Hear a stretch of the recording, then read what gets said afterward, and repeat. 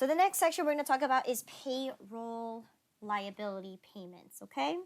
So as you can see, when we go on our home page, right, after we made a payment to our employees, the next thing that follows along is going to make your payroll liabilities, making you have to pay them. Now notice this, right? Your paycheck doesn't really flag you, okay, because we're in today's time right now. However, your liabilities does flag you. So in this case, you could choose to click right here, right? It will take you to the payroll center, okay? There you go, payroll center, and we're in the pay liabilities tab, okay? Now notice this, we need to make payments to two different agencies, right? We got to pay one for the federal and we got to pay one for the California, okay?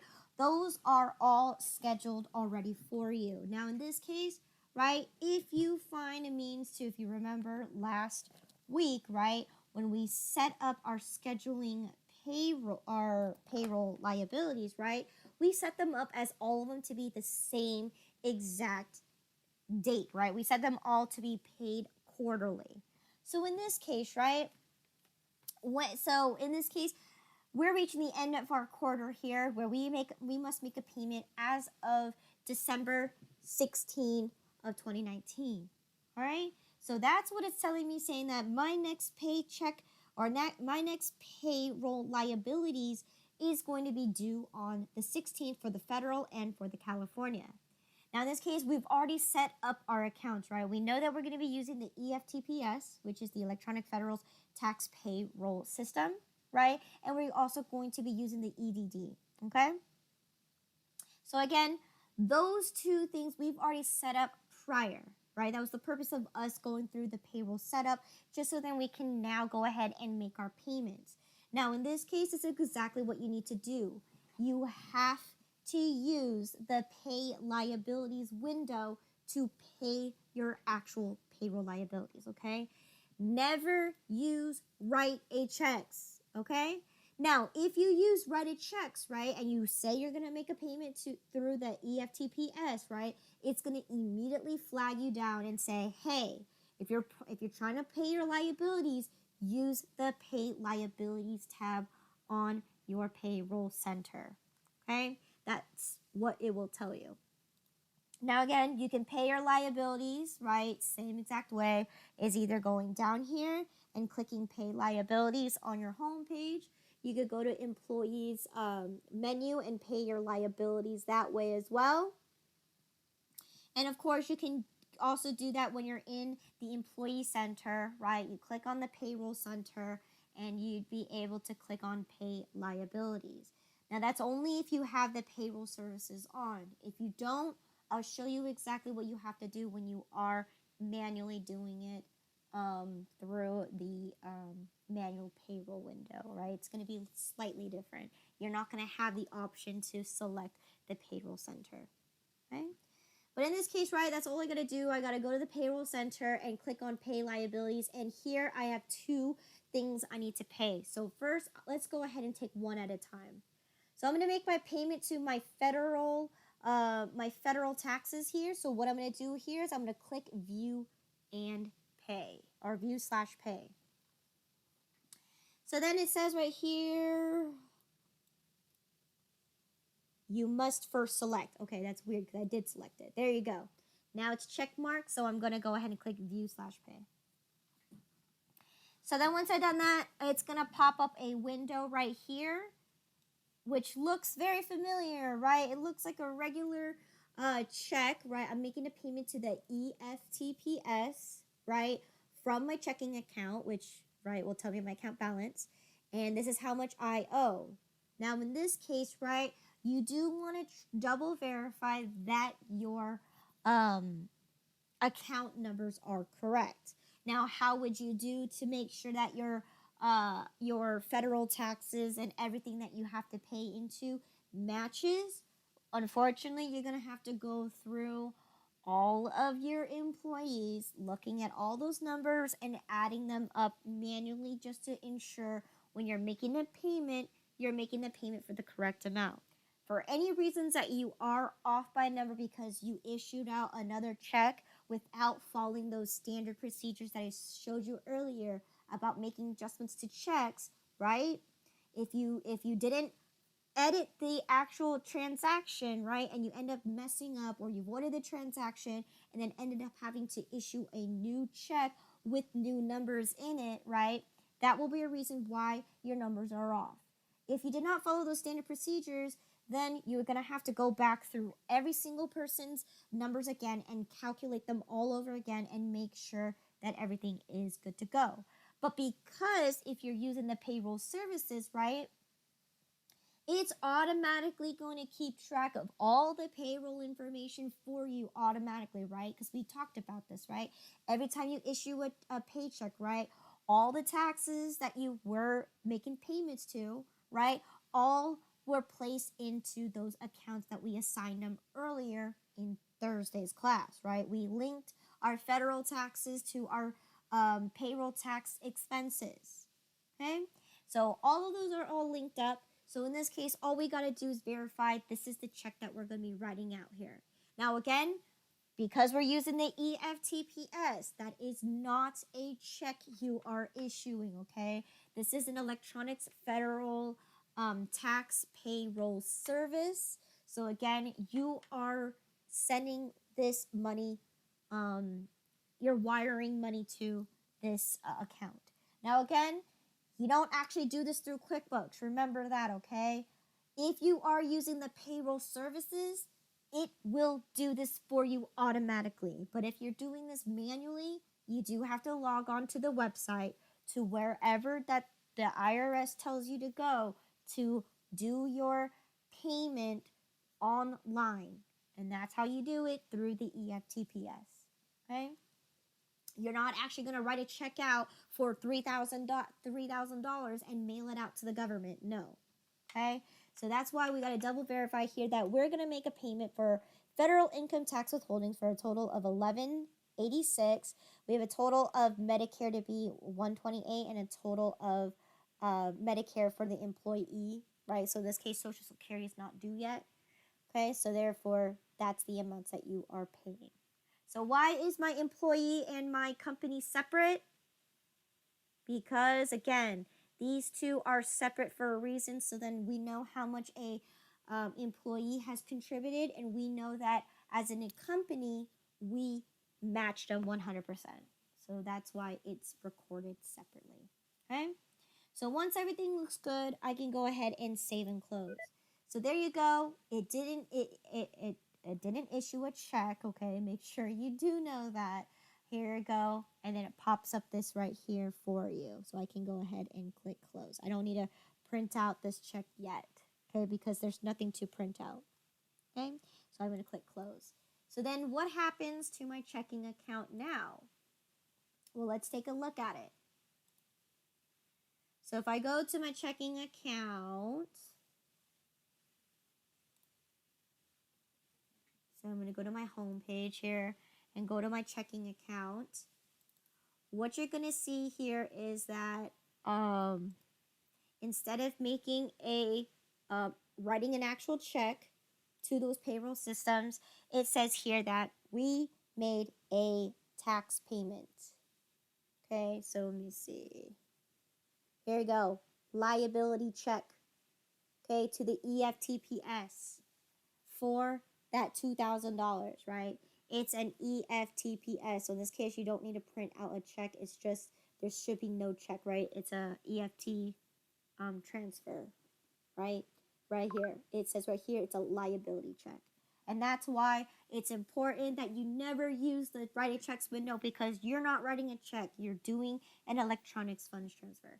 Now, can I go ahead and do that directly into my register? Yes, you can, but remember, you need to make sure that you are paying everything. So making sure that you check mark which accounts that you're putting in, and you have to manually put in the numbers. So in this case, you're better off to just go through the pay liabilities window to get all that information for you. So all you have to do is just verify everything and click save and close. So that's that one there. So again, let's go ahead and pay our second one. So as you can see, that little red icon there tells us I have one more liability to pay. Okay. I go ahead and click on this California withholdings. I'm going to view and pay it.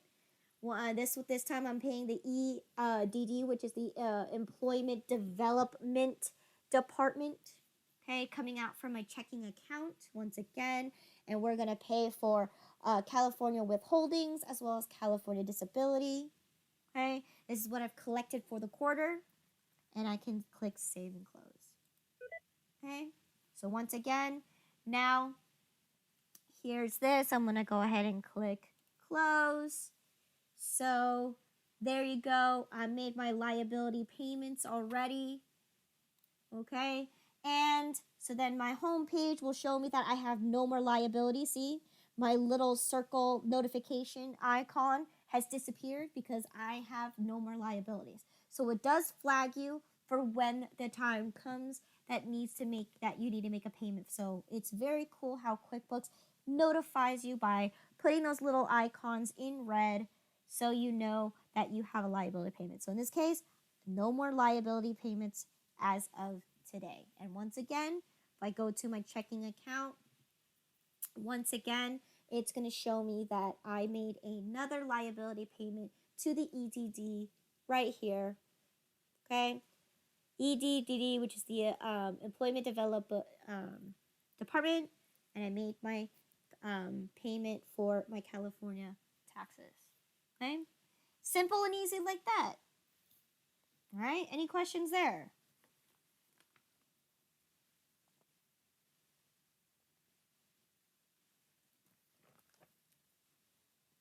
Yes. Hold on. Oh, so when I did the first one, the federal one, some reason I missed a step and then went to printing a check. You just click close at the bottom. But since I made it, so it's waiting for me to print the check. Just click cancel. Oh, just cancel? Yeah, because in this case, you did an electronics funds transfer. There's no way that you're writing a check. Okay. So you just cancel that one. Okay. And then when if you want to, you can edit this information and just make sure you check mark that print later icon so it doesn't print anymore because it's not a check that you're writing. Yeah, I understand that, but I guess I missed the step. So okay, I'll find out. Thank you. So that's how you pay your liabilities. Now, the next section, again, it's going to tell you how to adjust your payroll liabilities. That is up to you. If for any reason that your payroll liabilities that you know for sure is wrong, okay? So if you're doing your calculations on the side as well as entering it into QuickBooks and you notice that the account balances are wrong, just follow the steps in your book because in this case, right, as long as you are entering in the information and you're using a payroll services, there shouldn't be any reason why you have an adjustment that needs to be made for payroll taxes. Now, that's only if, in case you are a pre-existing company, okay, and you're starting QuickBooks in the middle of your accounting year and you've made your paychecks for the payroll, right? This is what you have to do to adjust your payroll liabilities accordingly. Okay? I'm not going to do it because I just paid all my liabilities, so I have nothing to adjust in this case. So again, make sure you read your book for this section. It does say, so again, right here, make sure you do follow the book for the adjustment entries, okay? Because it will show you what to do when you do need to make an adjustment for your payroll liabilities in case they are off. Okay? All right. Now, last section from this chapter, okay, is going to be making payroll reports as well as filing for forms. Okay, so as I've mentioned before, right, let's take a look at my QuickBooks one more time before we proceed. Okay, after we're done with making our payments to our employees, okay, and after we decide to go pay our liabilities, it says the next thing we're going to do is process our forms. Now, again, if I click on this, file forms, okay, it says that right here, I get an error message saying that I must download and install the latest payroll update before I can be able to do this. And I'm click OK. Why? It's because right now I have the basic payroll system. Basic payroll system. I'm buying the most cheapest service that Intuit offers me, which is going to be only allowing me to pay my employees and only allowing me to pay my liabilities. It will not allow me to file my taxes. Okay? File my forms for 940, 941, 943, as well as my W-2. It will not do that for me because I did not pay for the higher service. If I paid for the next one, which is enhanced, okay? Enhanced will allow you to go ahead and make it that much more easy to transfer all of those information and help you file those forms for the 940, 941, and all those W-2 information. You can do it using the enhanced worksheet because once again, what is the purpose of QuickBooks? QuickBooks is a tax program, okay? It makes it that much more easier for you to file taxes to the IRS because if I bought that Intuit enhanced payroll services, right? And I say I want to file my 940, 941 and my W-2s because it's the end of the year. What happens is I go ahead and click file form, okay? And what's going to do, it's going to pull all the information from all of your QuickBooks data. So entering in all of those employees that I have, right? It's going to take all the numbers that we've utilized each and individual, right, person's account and see how much money that we've contributed to those federal taxes as well as state taxes, right? And pile it up for you. So you don't have to do it yourself and file those taxes to the IRS because QuickBooks will do it for you automatically. And it would probably be almost more accurate than if you were to manually do this. So again, if you're gonna do this manually and go to an actual pay a person to do taxes for you for your company, right? They're gonna do the same thing. They're gonna pull all the information from your QuickBooks and fill out the form for you, whether it's on their computer or online, and they're going to print it for you and submit it to the IRS for you, okay? So in this case, this will save you an extra step if necessary, but that's only if you pay for the payroll services and you pay for the middle one or the biggest one, which is the assisted. Now, I'll talk about what each one deals with in a few moments here, but that is the purpose of this one right here. Since it is the basic, I am not going to show you how to do it because we need to fill in all the information as far as our tax ID number, all of that. That's for tax purposes. So in this case, I don't need to show it to you because you guys are not the tax accountants. Okay? So that's the last step here. And then, of course, your payroll reports. What can you do? In this case, right, all we can do is go ahead and go to our employees and payroll, right? Anything that's in regards to payroll. So did we make our payroll liabilities? How many payroll items did we collect? So how many hours of salaries and wages did someone earn? So on and so forth. So again, you can run your reports here. You can even run a track record of how many liability payments you've made so far. Okay, and so on and so forth, and those are the pretty much it. So again, we could do payroll transactions by employee. So this is what they've done, right? This is based on by per person. So Katie here, right? This is how much money she's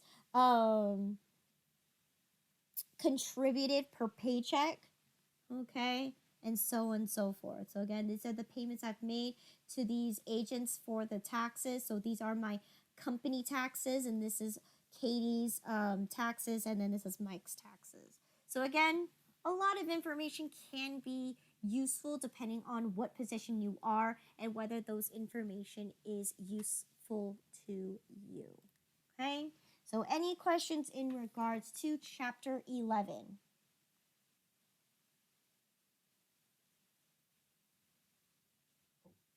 Okay? Yes. So earlier when we avoiding a check for two different reasons, we ended up doing a journal entry adjustment, and the other one didn't. And then you mentioned it doesn't matter a lot. What do you mean it doesn't matter a lot? Um, the way you said it was whether it's made or not, it doesn't make a difference. It's the how I took it when you said it. Okay, let's take a step back. So, which part are we talking about? Are we talking about issuing them a new check and then entering in that check and voiding it? Yeah, and then when we did that, when with Mike's check, it didn't generate that general journal entry. But when we did it with Katie, it did. No. So, in this case, that was the one above that. If you look at Katie's for 6069, Yeah. oh, okay, yeah, it says a general journal entry register here. Now, in this case, I that's really weird because they both were the same thing. They both were voided. I guess they Yeah. just entered in extra information here because all I did was this, right? But let me see. Yeah. Let's do this. Let's check out this adjustment. So in this case, right, we voided this check, right? Yeah. And let's take a look at Katie's.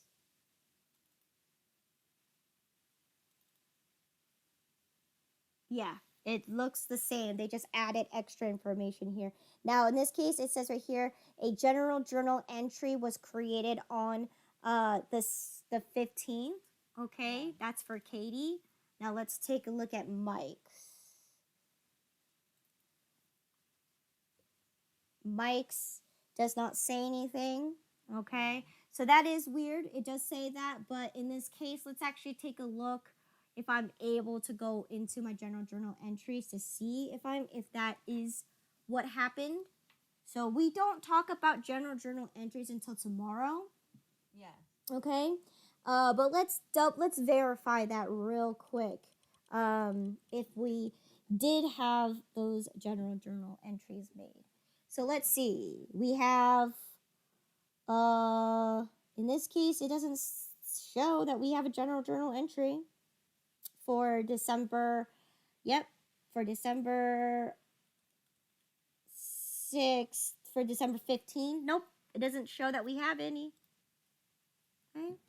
So in this case, I don't know why it said that, because it didn't actually do a general journal entry. In this case, it just voided everything because all I did was just cancel out my checking account with my gross pay, right? Yeah. I didn't actually change anything because I added that check in there and I just voided it. So I don't know why on the description it says so, but in this case, there's no difference in there. We already double checked the journal entries and we double checked the actual check itself.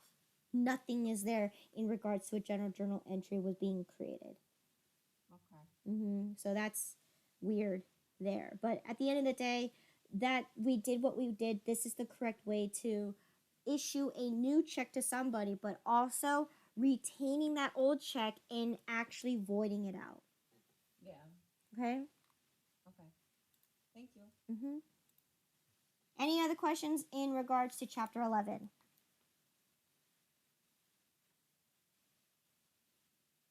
No?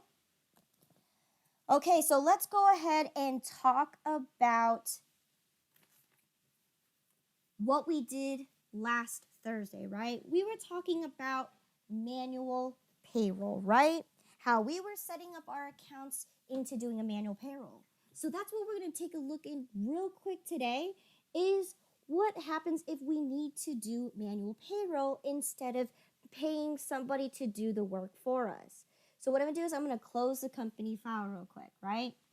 I'm going to, let me see, we just did this for payroll setup, right? I'm going to go ahead and double click on payroll setup. Okay. And then it's going to open up this window, right? And it's going to ask me to put in the password once again. This was Questiva. Oh, I think my cap locks is on. Yes, it is. Questiva21 is our password. So what happens is now it's going to pull up everything that we did since Thursday. Okay? So Thursday, right? We set up in our employees, right? So here, let's take a look at my employee center one more time. So as you remember, right, this is what we had left. We started out with Katie, right? And we said that because we set up for the first time, right? This is what I was talking about. If you did not turn on that payroll service or activate a payroll service, you do not have that payroll center, okay? So that means if I don't have that payroll center, then how do I pay my employees, pay my liabilities, and file my forms? Well, you still have those transactions on your home page. You're just not going to have that extra step in your payroll center because you don't have a payroll center.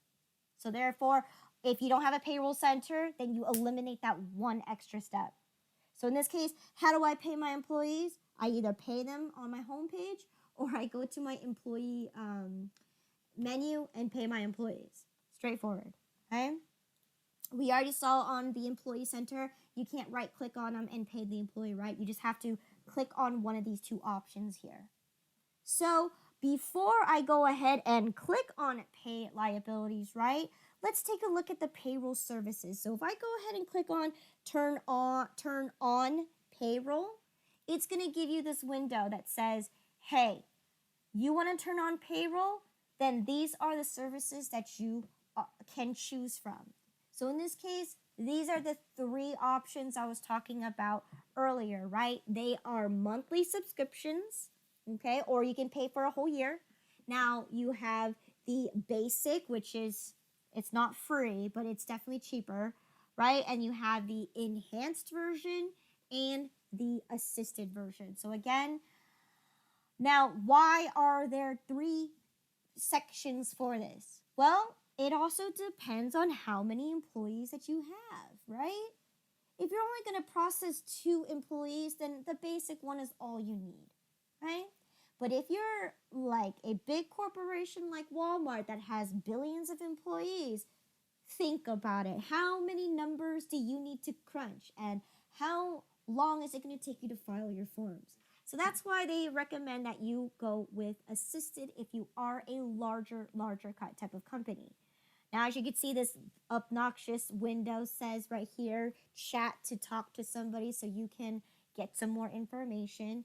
So yes, if it's something that you're interested in to pay someone else to do the work for you, you can pay into it directly. And then here's the options you can have, which is the difference between the enhanced and assisted version, okay? And then the basic is, again, the only thing that you have for the basic is just being able to pay your employees and pay your liabilities, okay, for a small group of individuals. But for the enhanced and the assisted, it tells you right here what you have, what features you have.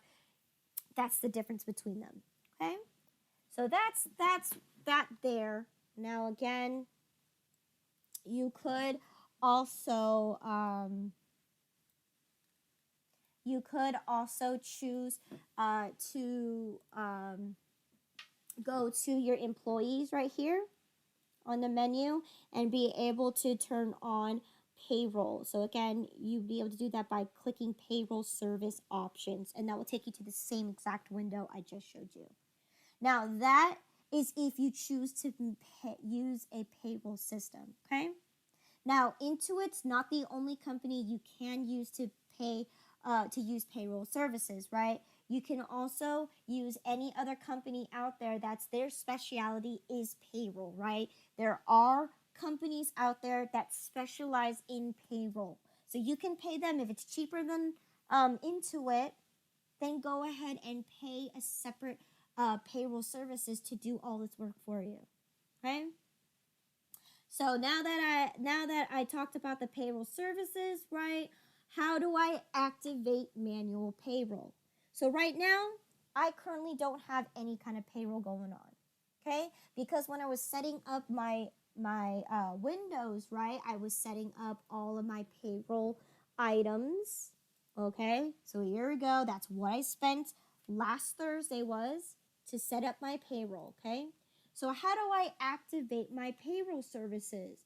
In this case, if you choose to do a manual payroll, you need to activate it before you can actually click on pay employees, because if you don't activate it and you click on pay employees, it's going to flag you saying you need to pay a payroll service in order for you to be able to do payroll. In this case, no. If I want to do a manual payroll, I have to go to the company preferences under payroll. Okay, so payroll and employees. I click on this right here. So right now I have full payroll, okay, which is a manual payroll. So right now it is now activated. I have to select this, or I can say no payroll. But in this case, I do want to do a manual payroll. So make sure that you do select and make sure that this does go through, that it is activated as a manual payroll and you're not doing an online payroll service. So once this is correct, right now you have full payroll with a manual payroll, right? I'm going to click OK. So then now, let's say I want to pay my employee. So I can go ahead and click on Pay Employees. So then what happens is it doesn't take you to the payroll center. It takes you straight to the payroll, the payment payroll window that allows you to see all of your information in regards to this. So in this case, let's say we're going to pay Katie, let me see, we're supposed to pay her on the 16th of today, right? Let's just say. No, sorry, the payroll period ends on the 15th, and we're going to make a payment to her on the 16th, okay? So in this case, we only have Katie and Katie only, right? We're going to assume we're going to print out the paycheck at the store, at the office. So I'm going to go ahead and click on Katie, okay? I have to select her, of course. Select Katie, and then I can go ahead and select Katie. So then now look at this. Because I'm doing a manual payroll system, all my numbers are 0 because I have to calculate all this money. So this is how we're going to calculate it. So in this case, let's just assume Kitty worked her 88 hours. Okay, so in this case, you could put in 88 hours. Okay, and she's earned $2,500, right? And here we said that we're going to do a 4% deduction. So okay, I don't know why they didn't save, but this should be negative 4%. Okay, I don't know why I didn't deduct that. And this is 2% because that's what we're going to match her for. Okay, so therefore, when I added those numbers in there, now it has calculated for me, okay, that her salary, her gross pay earnings is $2,500. Her 401k deduction took out $100. Her Medicare for her health insurance took out $100. Okay, so that's just the very basics of my benefits and deductions, right? Now I need to calculate all the federal taxes, starting with her federal income tax withholdings, because in this case we don't know what this this additional employee Medicare is, okay? So we got to figure out what her federal income tax withholding is. So in this case, we know two things, right? She signed up with the W-4 form from 2019 and earlier, okay? So that means we need to find out which table she is going to be using in the circular e-table, okay? So as I've mentioned before, right, what we're doing is a manual payroll system. So we cannot use this automated table because this is not going to give us the correct numbers. We need to look for a manual payroll, right, with the percentage method, because that's what this one was using. It was using the percentage method. And third one we got to do is we got to do the W-4 form for 2019 and earlier. Okay? So we got to look for that table. So here, this one is table 2, wages bracket. Nope, that's not the one we're looking for. Okay, this one is wages bracket number 3. So that's the not this table here. Okay. So let's keep going. So what? Okay, so number 4 is percentage method table for manual payroll systems, okay, with forms W-4 form from 2020 or later. Cannot use this one either, right? We need to use the one that was older than that. So in this case, we're going to keep going forward. Now we have percentage method for table for manual payroll system, which is what we're doing, for the forms W-4 form for 2019 or earlier. Okay? So in this case, we need to follow this one right here, where we need to calculate how much one withholding is going to be. So in this case, right, how many is one withholding going to cost me? Now, she's getting paid twice a month. So therefore, she's going to be under the semi-monthly, okay? Semi-monthly is going to be $179 per withholding that she's claimed. Now, if you remember from Thursday's class, right, she claimed that she's filing married, filing jointly, and she claimed 2 allowances. That means, now in this case, back then in 2019, you take the allowance first and then you tax after. Really weird, but that's what happened back in the past. Nowadays, these withholdings are also taken before, not after. Okay? The only difference is if you're taking your children off or using your children are now after tax, not before tax. Okay? So in this case, right, we know that she's filed 2 withholdings, so that means every withholding she's going to claim is $179 per withholding. So first off, let's go ahead and determine which table she belongs to. Now, it's going to be based on the payroll period. So this one is weekly, so not this table. Next one is bi-weekly, not this table. This one's semi-monthly. Okay, we need to look at this table here. Now, we got to determine, is she filing married jointly or is she filing single and separate? In this case, she claimed that she's married status.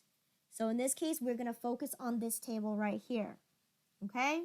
Now, we got to go ahead and utilize this Excel spreadsheet right here. Okay? Just so that we can keep track of our numbers.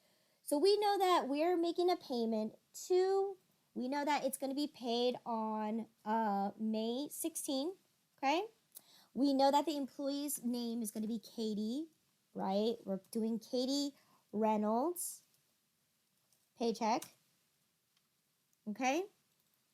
We know that her pay rate is $2,500 per paycheck, so that means her gross paycheck is $2,500, right? Because that's what her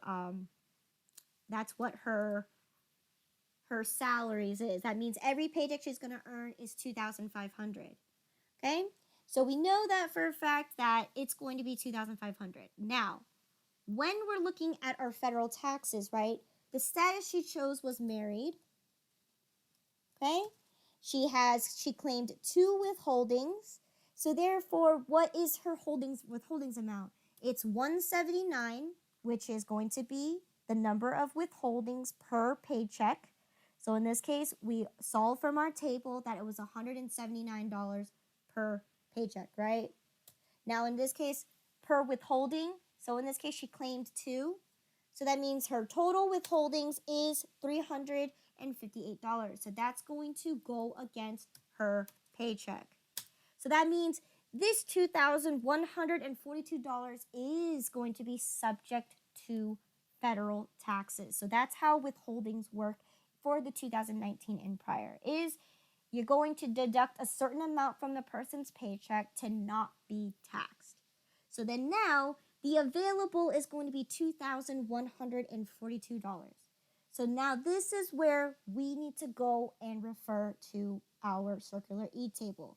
$2,142.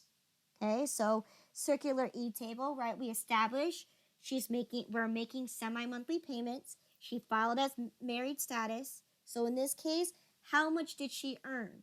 Did she earn more than $542? Yes, she has.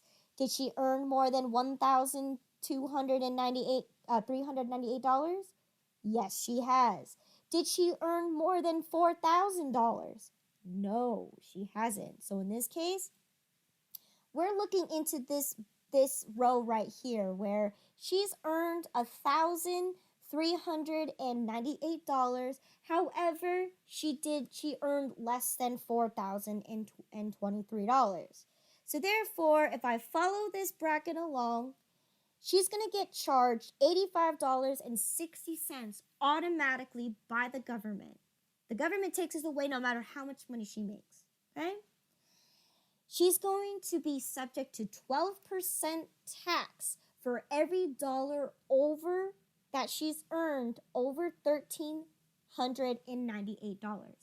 So in this case, right, the government lets you keep $1,398 tax-free. Every dollar that you earn over that is going to be subject to 12% tax. So in this case, $1,398 is what she's going to keep, okay? So that's what I'm going to fill in my Excel spreadsheet for, is that the amount over, so in this case, she gets to keep $1,398. So that means she's earned $744 over. And how much was the rate that she was going to get taxed at? 12%. So in this case, I need to figure out how much that is. In this case, it gave me $89.28. Plus the total amount that we're gonna withhold from the government automatically, right? Which in this case, they're going to take away from me $85.60, okay? Automatically. So that means how much is my total withholdings? It's going to be, supposed to add these two numbers together. Her total withholdings is going to be $174.88. Okay? Very similar to the 2019, but again, that's 2019. This is 2022. So fast forward, her total withholdings equals up to $174.88. So what do I do with that number? I pop that into my worksheet right here saying for her federal income tax withholdings, it's going to subtract 174.88, I think was, let's see, what was it? Yep, 174.88, and that is the federal income tax withholdings. Okay? See, that was a lot for just calculating one tax. Okay? And think about it, especially with the W-4 form and every employee having a different amount that they want to withhold and a different marital status with a different payroll period. That is the reason why if you have more than 20 employees, yes, it's doable, but think about all the time that you're going to have to check back the tables, check back their W-4 forms, and et cetera, et cetera, et cetera. So it's a hassle, okay? But it doesn't mean it's not able to be done. But to think about it, if you have 1 billion employees, how labor intensive is that going to be if you have to process 1 billion employees and you have to get it done by paycheck date? Then that is why you rather pay the professionals to do this for you. Okay? So there you go. So that's just figure out one tax. What's the next tax? We got Social Security. Okay?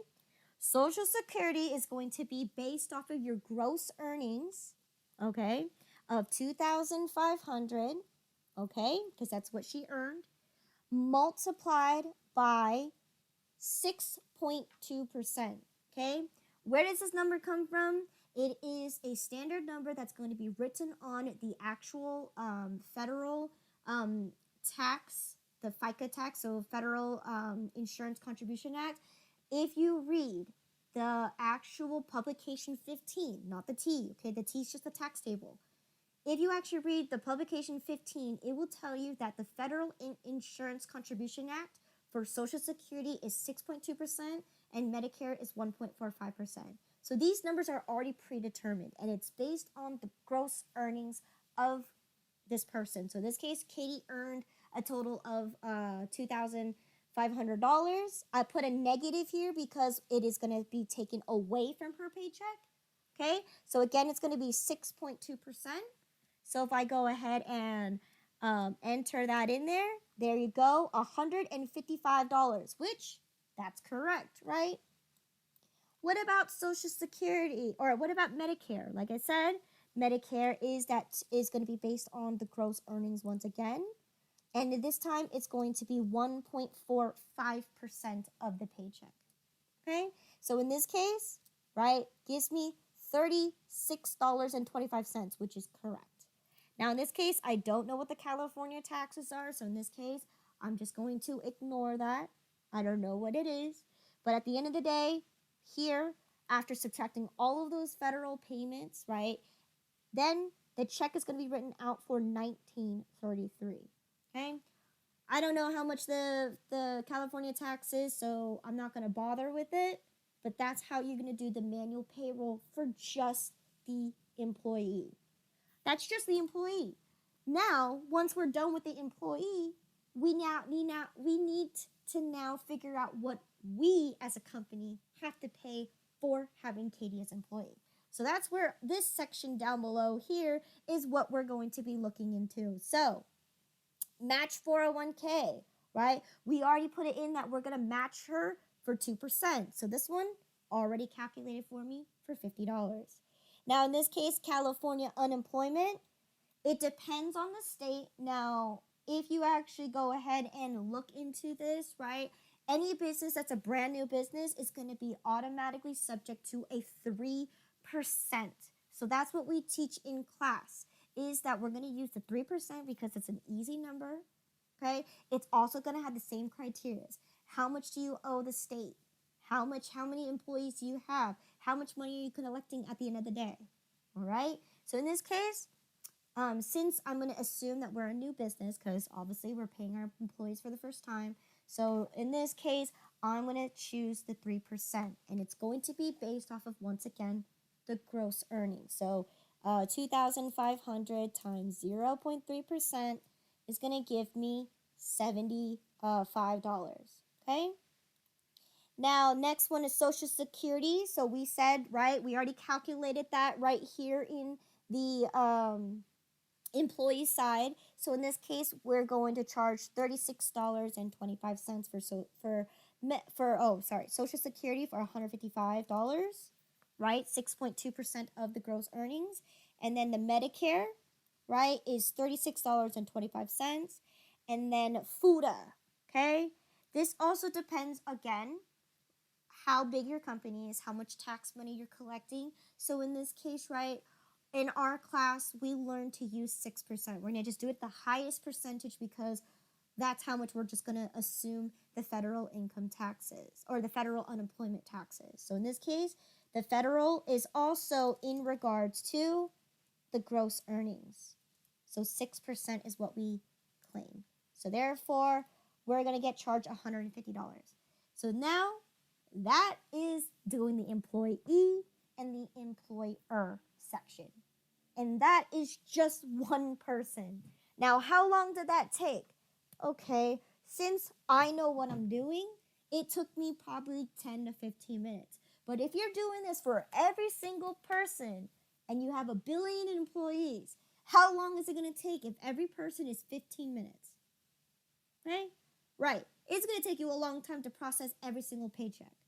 Okay? And especially because you are the HR, you are also expected not to make that many mistakes because you're dealing with the government and both federal and state.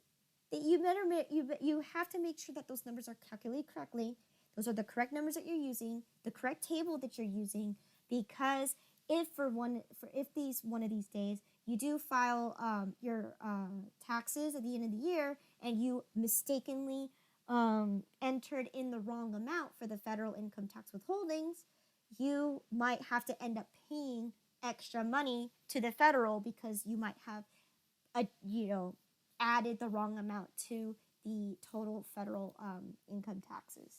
So once again, now everything looks good and I can save and close. So then now I can proceed to go ahead and pay Miss Katie Reynolds for her check. Okay. So once I get this window, again, I can choose to close because I'm not gonna waste my time to pay her. Okay. And then of course now if I click on pay liabilities right here, it tells me, all right, that I'm going to be doing a custom one. That is fine for not for January, but we are doing it maybe for, let's just say for May, because we just made a payment, right? So let's say it's May 16 is our due date. Okay. Or okay, yeah, I guess we could do, okay, let's go back. Let's do January 2022 all the way to May, because we said quarterly payments, right? So in this case, I'm going to say May 31st. And I'm going to click OK. All right. So then now I'm going to get those windows. Here you go. This is where I have to make a payment for all of these payrolls or all these liabilities that I owe, because here I have the EDD, right, for all of these amounts right here. And again, you're going to cross-reference them with your IRS, of course, and you're going to pay each one at a time, okay? But whatever checks that you're going to write to the EDD, you're going to check mark them and make a payment to them. And then for all of the payments for the EFTPS, then go ahead and check mark them and process your checks that way. Okay, so anyways, that is it for manual payroll system. Any questions for how to do a manual payroll system? Yes. So now we see how much work we have to do if we want to do it by ourselves. Oh yeah, but if you only have 2 employees, go ahead. Yeah, so when we asked the third party, as you mentioned, who does those things daily as their job, all the owner have to do is just turn in the time card once they set up the employee ledger. That's the benefit of hiring somebody third party to do it. Now, yes and no, because at the end of the day, you still have to record it in your books. Oh, okay. Yeah, so exactly how we did it. But in this case, of course, when you pay someone else to do the work for you, right? They're going to give you the pay stub information. They're going to give you all the checks. So you distribute it out, right? But what you have to do is, because your books didn't record that you have paid your employees, right? Because it comes from your checking account. You need to go in and use the manual payroll system, but you're not calculating it. The numbers are already calculated for you. All you have to do is just type in all those numbers in there. I see. So you're still going to have to record no matter what. Okay. Okay? But this one is because we don't have those information ahead of time. We didn't pay anybody for that. We are doing it manually. Now you can see how labor intensive it is just to put in information for one employee. Okay. So that's why it's, honestly, if you're going to weigh your cost and your cost benefit options, right? Would it be easier for you to just pay someone else to do the work for you? You're going to get much more accurate information. Okay? You're going to definitely get much more accurate payments on time, and so on and so forth. While these ones, right, even though we did a manual calculations, we can always make a mistake right here and there, because in this case, right, we didn't have all of the numbers, but we did calculate everything correctly so far, right? We did get around $171, right? But that was 2019 compared to 2022. Definitely the numbers have changed beyond from there. But that's what I'm trying to say is, how is it possible that I'm able to do a manual payroll? Now, if you're choosing to do a manual payroll and you tell the IRS, they also forgive you in many ways too if you are slightly off, because you're calculating it yourself. You're not using someone else to calculate the work for you. So in this case, they give you leniency if you are using the manual payroll system. Okay? But that is, yes, so in this case, right, weigh the options. If it's only 2 employees, yes, you don't need to pay somebody to do that work for you, right? Because what if that system, right, we took a look, it cost $50 per month. So that's $25 per employee. Is that something that you can afford when you can simply pay your HR, right? They're $24 an hour to process it for you anyway, right? What's the purpose of an HR if they can't process payroll? And you have to pay someone else to do that, right? Really defeats the purpose of what the person of the HR does. But if they're in charge of and managing the employees, of course, that's a whole separate issue.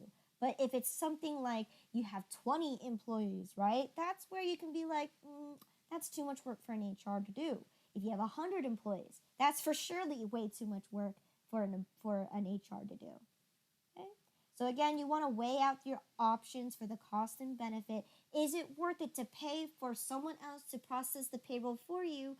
Or is it just better if you just do it manually yourself? After seeing how much work it is, and we have to look at every person case scenario. Right? All right, so that concludes this section on payroll. Okay? So, other than that, let's go ahead and wrap up today's lesson with the review questions. So again, we're going to do the multiple choice for chapter 11. Make sure you select the best answer to each of the following. So number 1, okay, to properly affect the payroll items, okay, which function, parentheses, from the employees section of the home page should you use to pay the payroll taxes? D, yes, use the payroll pay liabilities tab, yes. Right, on the home page, if you need to pay your payroll taxes, use the pay liabilities function here on QuickBooks. Do not use write-a checks. Big no-no. Number 2, okay, voucher style checks, okay, when used for processing payroll may contain what? A, good. It's going to include A, earnings and tax withholdings. Yes.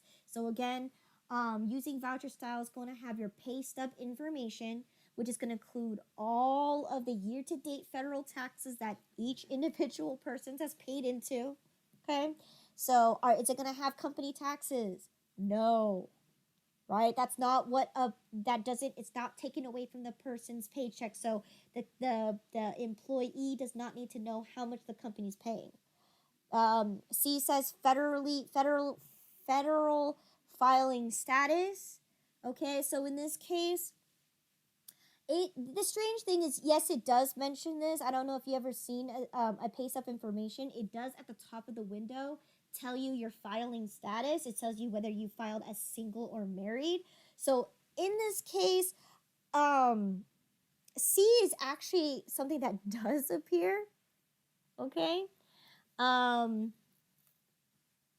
I don't know why C or D. I mean, obviously D is not the correct answer because you don't have the company's taxes information, but you do have the earnings and the tax withholdings that is subject. So both federal and state. But for some reason, federal filing status is included on your paycheck or pay stub information. So I don't know why C is one of those answers there because it does appear on your pay stub information. Maybe some of them do, some of them don't. So it just depends on your company whether they release that information or not. Okay. So the correct answer is A. Okay. Number 3, the pay liabilities balance report identifies. B is correct, right? Liabilities amounts by payroll items. Yes. So again, for all the federal taxes, for all the state taxes, they're all going to be listed there under the federal liabilities, and it's going to give you your account balances. Okay. Number 4, okay, which statement is true? A is correct. You can print pay stubs at any given time. Yes. You don't print pay stubs every 2 per page, right? No. You only print 1 unless the employee wants 2 copies. Okay? Letter C says if you find any errors in the past paycheck, you should delete and recreate the paycheck to ensure accuracy. No, never void the check, because if you do void the check, you're going to mess up all your calculations that you've done already. So no, definitely C is not true. Okay? And again, you cannot void a paycheck. Yes, you can void a paycheck. It's just not recommended. Okay? So letter A is correct. Number 5. To begin processing your payroll. D is correct, right? You need to choose the pay employees from the employees section of the homepage to initiate the payroll process, right? How do you start the payroll process? What's the purpose of payroll? You're paying your employees, right? That's the to initiate the payroll process. You need to start by paying your employees, right? Your timesheet is what happens before that, okay? So in this case, your timesheet doesn't initiate the payroll process, right? Because that's the information that gets transferred, because the purpose of payroll processing is to calculate all the taxes and pay your employees. So in this case, D is the correct answer. Okay. Number 6, QuickBooks automatically calculates paychecks using information from all of the following sources except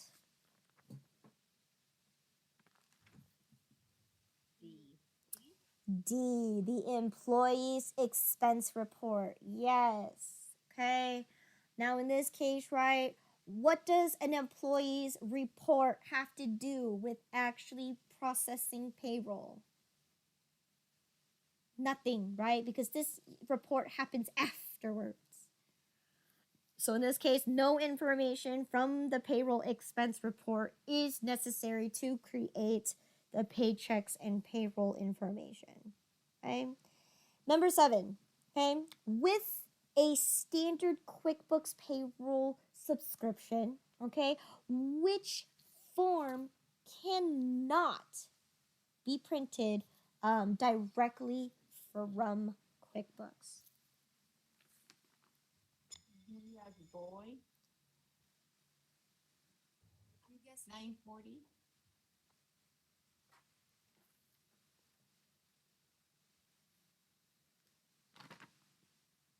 So we got someone that says B as in boy. What was that? Jess, did you say something? Yeah, I wasn't sure. I'm guessing D. So you think it's D. All of the above can be printed if you have the standard QuickBooks payroll subscription. Now in this case, let's go over the answers.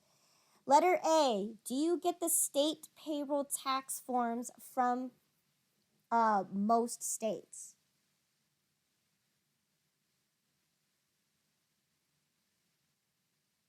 Now in this case, this is a state form. If you're using QuickBooks, right?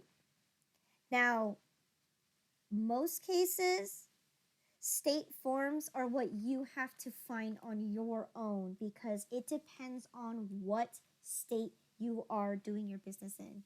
QuickBooks is not going to pull that information. There's 50 states that you have to go through, and QuickBooks is not going to hold all the information. It's already holding too much information as it is. So in this case, the state form is not going to be available because QuickBooks doesn't know what state you're going to be doing your services in, right? You could do services in Nevada, services in California. You could do services in New York.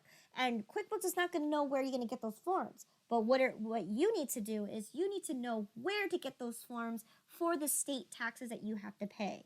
So whether it's through the EDD, so depending on which agency, again, you're going to be making payments to, you need to find those forms yourself by going through your state and local agency that you are doing business in. So in this case, it will not have any state forms. It will for surely have federal because, again, federal is universal. Doesn't matter what kind of state that you're in. You're all going to be subject to pay federal taxes. It's a mandate because it's federal. Every state has to abide by it. So in this case, yes, there will be the 940, which is a federal form. W3 is also a federal form. Okay? So again, D is not an option because you can't have the state. And we already talked about this. The only ones that you'll have are federal forms, which is the 940 and the W3 form, not the state. So in this case, the correct answer is A. You will not be able to print out any state forms. Okay? Number 8, okay, to correctly pay your payroll liabilities, choose one of the following options.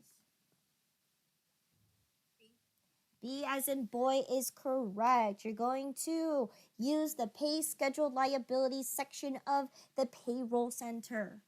If you have payroll services on, that it would be correct. Then yes, you would use the payroll center. Okay? Never use write checks. Okay? You're not going to enter the tax the tax authorities, okay, as payroll agencies, no. And of course, you're not going to be entering a bill because it already kept tracked for you, right? You already set it up in chapter 10, right? So in this case, you don't need to enter in a bill. You already agreed that you're going to make a payment plan for every quarterly, right? When you file your 940s and your other forms, right? Number 9, the payroll summary report shows D, the detail of each employee's hours, earnings, taxes, and net pay. Yes. Okay, so again, if you're looking at a payroll summary, right, this will just pretty much give you how much money did you pay them, what was the total payment that you paid, all the taxes, you get the point, okay? Number 10, if the pay liabilities window shows incorrect tax amounts due to the problem of the problem could be caused by, I don't know why they put a comma in there. Letter D for number 10 is correct. Any of above. So A, if for any reason that you incorrectly used, whether you typed it in, so user entry, okay, or if you're using a write a checks window, that's obviously not going to connect between the pay liabilities, okay, and of course, users overriding calculation taxes. So again, remember that one window when we selected to unlock the net pay, that is us overriding the calculations, okay? So again, if we do that a lot, yes, that can cause our numbers to go off, okay? Number 11, okay, to have data from the weekly timesheets affect an employee's paycheck. B as in boy. B as in boy for number 11 is correct, right? You're going to select the use time data to create the paychecks on the employee record. So yes, if you turn on to enter time or to keep track of time, right? When you enter information in the timesheet, it will automatically transfer that information into the paycheck. Okay, so that's what that says right here. Okay. Number 12, okay? What is shown in the company summary section of the preview paycheck window? C. C as in cat is correct, right? Employer paid taxes and contributions. Yes. So again, this is on the company summary. So when you run the report on the company summary, right, this is how much tax that we have contributed per employee per paycheck. Okay, so good. Number 13, how do you pay a salaried employee for vacation time? So again, we saw this today in class. B. B as in boy is correct, right? You're going to use the salary vacation payroll item, and of course, you're going to enter in the vacation hours in the hours column. Yes, right? Because in this case, right, when you are keeping track of how many vacations hours that each employee uses, right? Because their salary, right? You told them they get to earn PTO. So if they go on vacation, they get paid time off. So in this case, right, how do we keep track of that? Well, in this case, that's where we have to focus. How many hours did they work and how many hours did they claim as vacation? At the end of the day, their check is still going to stay the same because they're salaried. Okay? Last question of the day, question 14. Every paycheck you should. D as in dog. D as in dog. Verify your tax tables are current and up to date. Them to update them if necessary. Excellent. Okay. Good job. That is it for chapter 11. Okay. Any other extra questions? Okay, feel free to stay